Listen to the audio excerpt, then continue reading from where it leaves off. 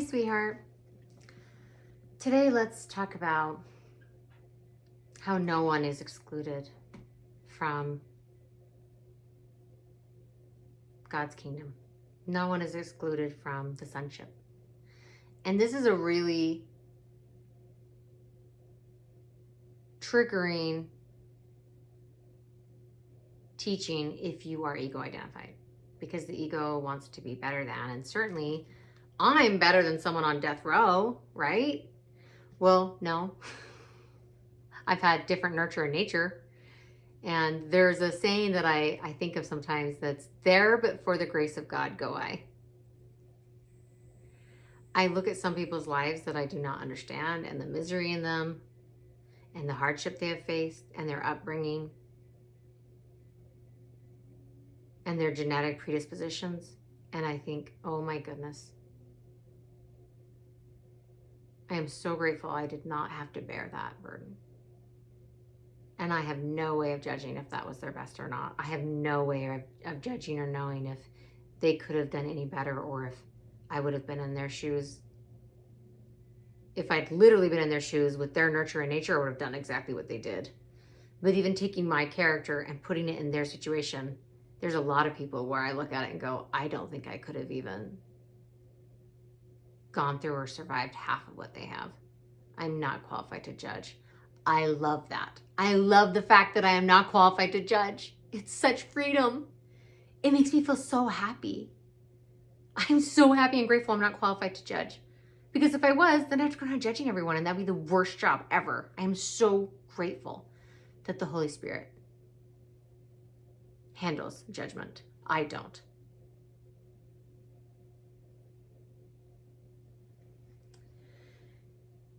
In chapter 5 of the text, Healing and Wholeness,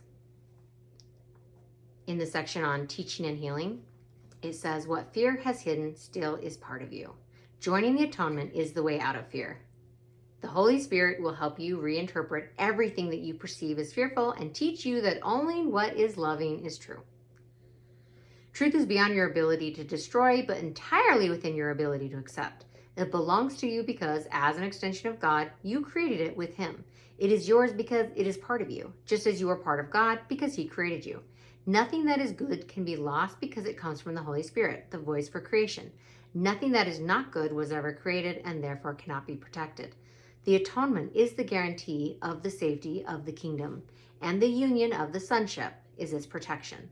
The ego cannot prevail against the kingdom because the sonship is united. In the presence of those who hear the Holy Spirit's call to be as one, the ego fades away and is undone.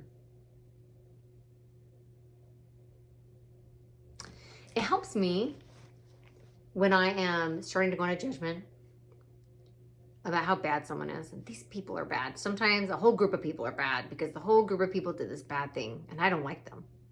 But I like these guys. It helps me to bring it back to my experience of being a mother. And if one of my children lived an idyllic life and did everything right by the books that I hoped that they would do, I can promise you this, I would not love that child more than a child who made a lot of mistakes and ended up on death row. As a mother, I would never stop loving that child, no matter how far astray they went. And that helps me understand God and the sonship, and that no one is excluded nor ever will be. And if that child on death row repents, they too will be able to experience the sonship, their oneness with God, that they never lost except for perceptually. It says it again and again in A Course in Miracles that you can't lose your inheritance. You can walk away from it, but it will still be there waiting for you.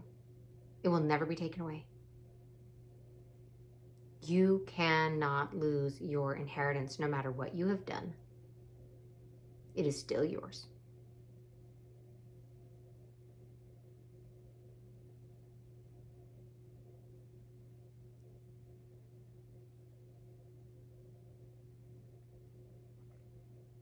And this is true even for the people that our ego doesn't like, even for the people that our ego has judged.